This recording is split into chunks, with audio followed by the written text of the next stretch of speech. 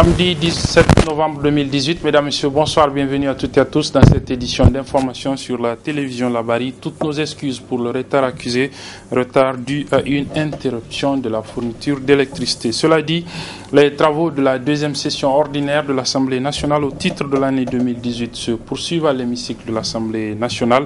Ce matin, la plénière a été consacrée aux questions d'actualité adressées aux membres du gouvernement par les parlementaires. Il y avait notamment ce matin 2 membres du gouvernement, le ministre en charge du pétrole et celui de l'équipement, interpellés tous deux par des parlementaires sur des questions d'actualité relevant de leur département ministériel respectif. Le résumé avec nos reporters Sadou Doumi et Adam Soumana. 2 membres du gouvernement, à savoir celui du pétrole et son homologue de l'équipement, se retrouvent par la présence devant la représentation nationale pour des questions d'actualité, conformément à l'article 119 du règlement intérieur de l'Assemblée nationale. Cependant, seul le ministre de l'équipement s'est exprimé à l'hémicycle, car l'auteur de la question adressée au ministre du pétrole a brillé par son absence à cette séance.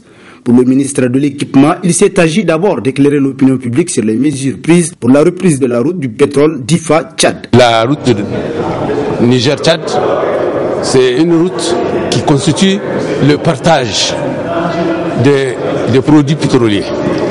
Le Niger a une quote-part, la CNPC a une part. Donc, le tout, la CNPC, on lui a confié la gestion de la route et elle a choisi une entreprise chinoise. Maintenant, l'entreprise chinoise, avec le temps, avec l'insécurité, ne peut plus continuer. Et elle n'exerce plus, elle ne fait rien. Donc, maintenant, nous sommes dit que, puisqu'elle ne peut pas, elle nous rétrocède tout le financement qu'elle n'a pas utilisé pour qu'on puisse mettre des Nigériens sur les chantiers. Donc, on est en négociation avec le ministre du pétrole pour arrêter cela. L'auteur de la seconde question adressée au ministre de l'équipement a voulu satisfaire la curiosité de l'ensemble des Nigériens sur la destination de près de 65 milliards de francs CFA qu'Areva aurait mis à la disposition du Niger pour la reprise de la route Tawa-Agadez-Arlit. Un montant que refute le ministre de l'équipement qui donne plus de détails sur cette affaire. Aux yeux du peuple, l'argent devait être versé au Trésor national et avec des conditions en 4 versements. Le premier versement a été fait. Les entreprises ont été choisies, on a commencé à travailler. Quand il y a eu l'affaire Africar, et les gens, dans leur procédure judiciaire, ont bloqué le financement de la route Areva sur la RTA. Et donc on n'a pas pu continuer, les entreprises ont arrêté.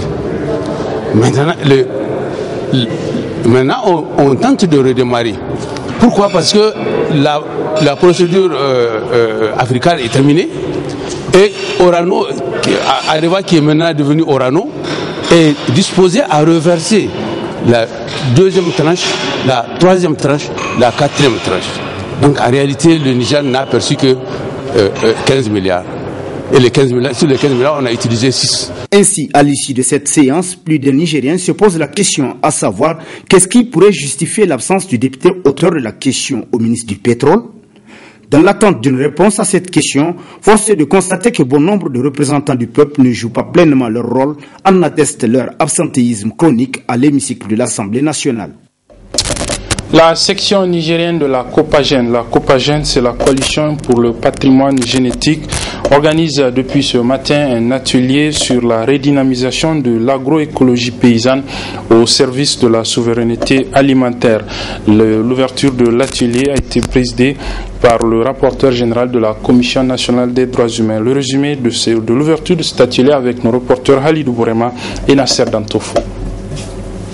Œuvrer pour la sauvegarde du patrimoine génétique africain et pour une utilisation durable des ressources biologiques africaines à travers la protection des droits des communautés locales et des producteurs, c'est la mission que s'est assignée la coalition pour la protection génétique du patrimoine génétique africain COPAGEN Niger. Cet atelier se tient dans le cadre du projet TAPSA. TAPSA, qui veut dire transition vers une agroécologie paysanne au service de la souveraineté alimentaire, cofinancé par le CCFD Terre Solidaire et l'Agence française de développement AFD.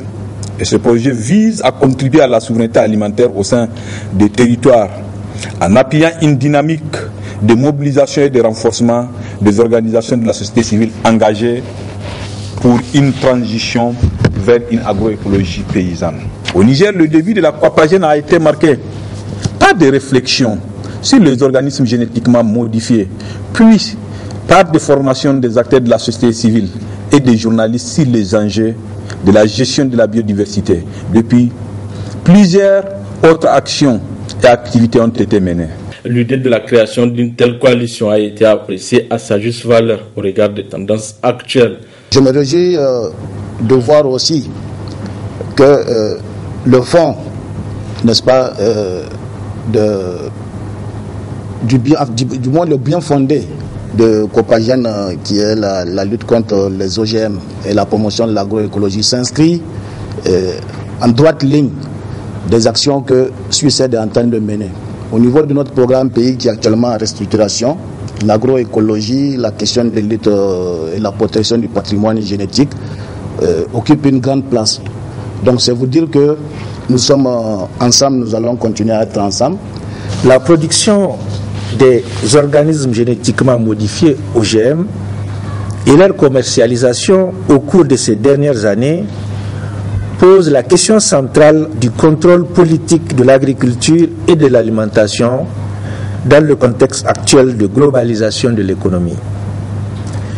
Les OGM posent de sérieux problèmes de santé publique, mais également de problèmes environnementaux liés à l'agriculture, des problèmes d'ordre économique, culturel, éthique, etc. Tout ceci constitue de véritables menaces pour la jouissance des droits humains. La Copagène, ça a été dit tout à l'heure, se présente comme rempart, comme force oppositionnelle à ces menaces que constituent les OGM, notamment dans le cadre de leur commercialisation. En marge de cet atelier de redynamisation de la coalition pour la protection génétique du patrimoine génétique africain, Copagène, sera tenue une assemblée générale ordinaire. Le ministère nigérien de la communication, en partenariat avec le Fonds des Nations Unies pour l'enfance UNICEF, a organisé donc un atelier d'apprentissage photo à des jeunes enfants du Niger. L'atelier a pris fin cet après-midi au niveau du centre technique de football de Niamey. Le résumé de la cérémonie de clôture avec nos reporters Sadou Doumi et Abdelrazak Hamidou. Ils étaient au total 19 adolescents à avoir pris part à cet atelier de photos organisé par l'UNICEF et le ministère de la Communication à l'occasion de la Journée mondiale de l'enfance. Cet atelier, qui a duré 4 jours, avait pour thème espoir et perspective. Le ministère de la Communication s'est associé à l'UNICEF pour organiser cette session de formation à l'intention de ces enfants, parce que tout simplement conscient de l'intérêt que revêt la photographie, cet art communicatif. Et pendant ce temps, ces enfants ont redoublé d'ardeur pour apprendre. Apprendre cet art qui, a priori, est facile à nos yeux, mais complexe du fait tout simplement de sa spécificité. Pendant tout ce temps, ces enfants, sous l'œil vigilant d'un formateur averti, ont maîtrisé de façon extraordinaire les techniques de la photographie. Chers enfants, je suis personnellement impressionné par la qualité des photos que vous avez réalisées et par les images que vous véhiculez à travers ces photos. Ces photos montrent non seulement combien vous êtes imaginatif et talentueux, mais elles portent aussi un regard à la fois critique et plein d'espoir sur le monde qui nous entoure. Car en voyant à travers vos yeux, nous percevons le poids de nos responsabilités pour trouver des réponses et des solutions à toutes vos exigences et vos réclamations, somme toute légitimes. L'objectif de cette formation accordée à ces jeunes venus d'un peu partout du Niger était de renforcer les capacités de ces adolescents en technique de prise de vue et de leur permettre d'exprimer leur voix à travers des images qu'ils auront produites de manière spécifique. Il s'agira de les outiller en technique de prise de vue photo, de leur permettre d'identifier des sujets qui les préoccupent, mais aussi leur permettre de s'exprimer à travers ce art. Nous avons appris beaucoup de choses sur la photographie. Nous avons notamment appris ce qu'est la photo, comment utiliser un appareil photo, c'est quoi une belle photo, qu'est-ce que peut exprimer une photo, comment prendre une belle photo, quel sens et commentaires donner à cette photo, etc. En début de cérémonie, l'assistance a eu droit à la visualisation des photos prises par les enfants qui ont démontré de vrais talents en photographie. La cérémonie a pris fin par la remise des certificats aux participants, puis une photo de famille et enfin une collation. Enfin, à l'occasion de la journée dite journée Ecobank, Ecobank Niger a fait don ce matin au centre d'accueil des enfants en difficulté familiale de Niamey un don en vivres et en fournitures scolaires, nous rapportent nos reporters Chebou Guisso et Abdelrazak Hamidou. Fidèle à sa tradition consacrée aux œuvres sociales au profit des couches sociales défavorisées, cette année également, Ecobank Niger a pensé aux enfants du centre en difficulté familiale en leur apportant un don de vivres et de fournitures scolaires, mais aussi la matérialisation du processus de rénovation et d'équipement de locaux du nouveau centre d'accueil situé dans l'enceinte de la cité francophonie. Cette journée Ecobank Day vient donc à point nommé au moment où les enfants de ce centre attendent de regagner le nouveau local qui est en attente de réhabilitation. De ce fait, je me réjouis de la promptitude avec laquelle Ecobank Niger a accepté la rénovation et l'équipement du centre d'accueil. Cet important appui est la preuve concrète de l'intérêt tout particulier qu'accorde Ecobank aux enfants du centre d'accueil. Aussi, ce moment de convivialité qu'offre le cadre d'Ecobank Niger, ainsi que le soutien psychologique aux enfants du centre, est également à saluer. Cette action rentre dans le cadre de la journée Ecobank. La journée Ecobank a été créée. C'est une initiative qui permet à notre institution et à nos employés de donner un peu de leur temps, de donner un peu de leur énergie, de donner également un peu de leurs ressources pour contribuer à l'amélioration des conditions des communautés où nous opérons. Les écobanquiers donnent de leur temps pour travailler avec les membres des communautés sur le terrain.